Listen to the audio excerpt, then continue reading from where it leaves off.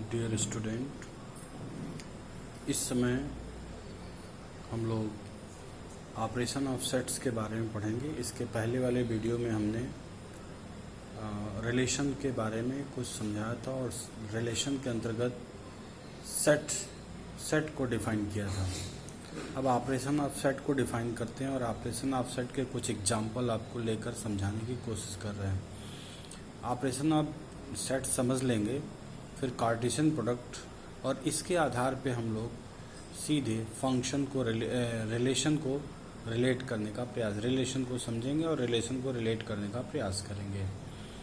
आइए, operation of set में union, intersection, फिर डिफरेंस ऑफ सेट्स और complement of sets. Difference of sets और कॉम्प्लीमेंट ऑफ सेट, ये दोनों चीज़ होता है।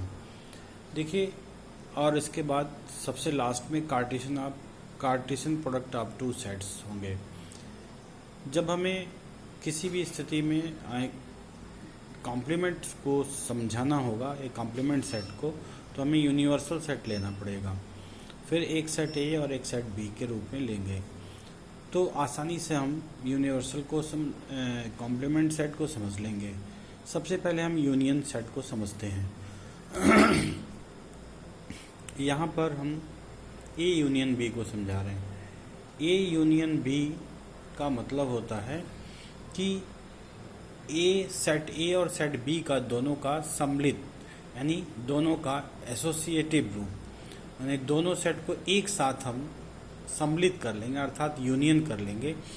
जो कॉमन सदस्य होंगे उनको एक बार ही लिखेंगे, और ए यूनियन बी का मतलब हुआ,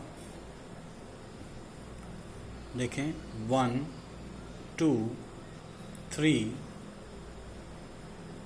ठीक है, 1 2 3 दोनों में ध्यान दें तो 4 किसी में नहीं है, 5 6, फिर ध्यान दें कि 7 है, 8 है। ध्यान दें दोनों सेटों में 9 नहीं है, तो उसके बाद फिर 10 है। ये हमारा हो गया union of two sets A and B.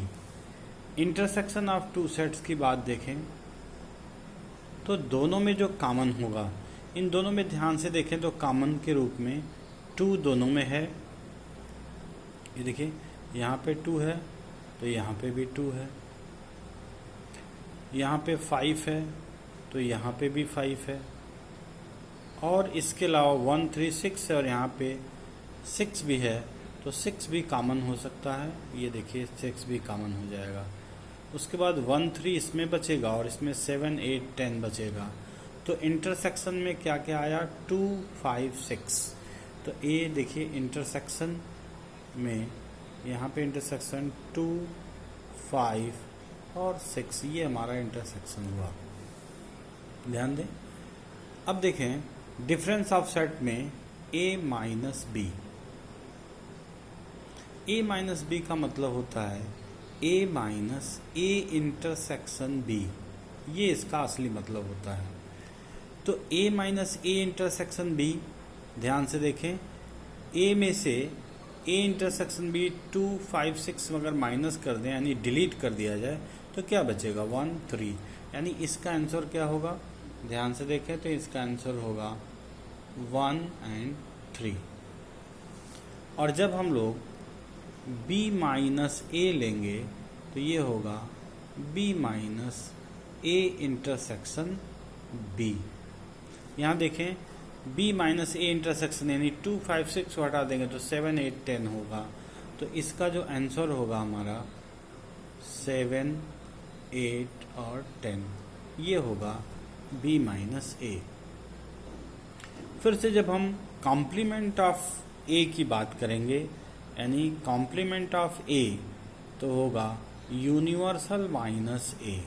ध्यान से देखें तो यूनिवर्सल हमारा जो सेट है वो 1 से लेके 10 तक का सदस्य है, और ए में क्या है, 1 2 3 4 नहीं है, 5 6, ये सब हट जाएगा। तो हमारे पास बचेगा क्या, 4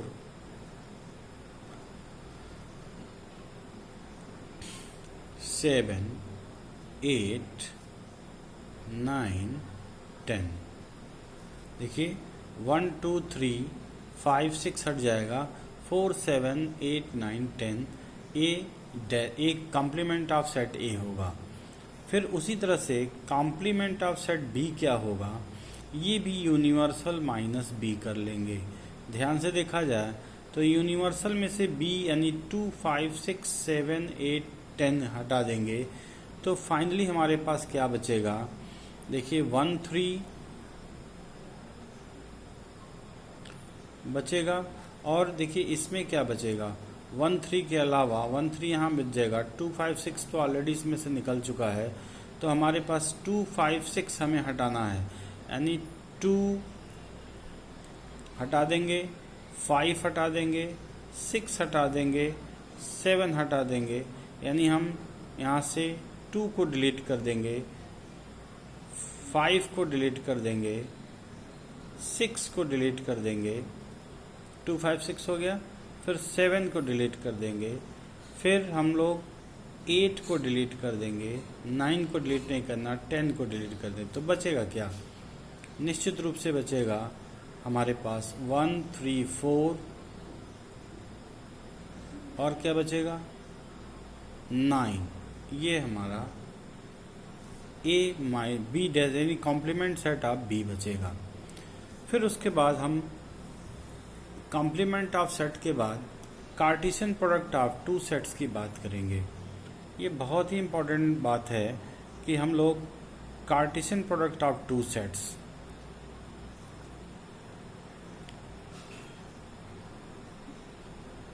Cartesian product of two sets हम लोग दो सेट ले लें, सेट ए 1 2 3 और सेट बी ले लें x एंड y। तो ए कार्टेशियन प्रोडक्ट बी, ए कार्टेशियन प्रोडक्ट बी, यानी इसमें ए के सदस्य पहले होंगे और बी के सदस्य बाद में होंगे, अर्थात 1x फिर 1y फिर 2x और 2y, 3x और 3y। यहाँ पे लिखते हैं कार्टेशियन प्रोडक्ट के रूप में 1x फिर 1y फिर 2x एंड 2y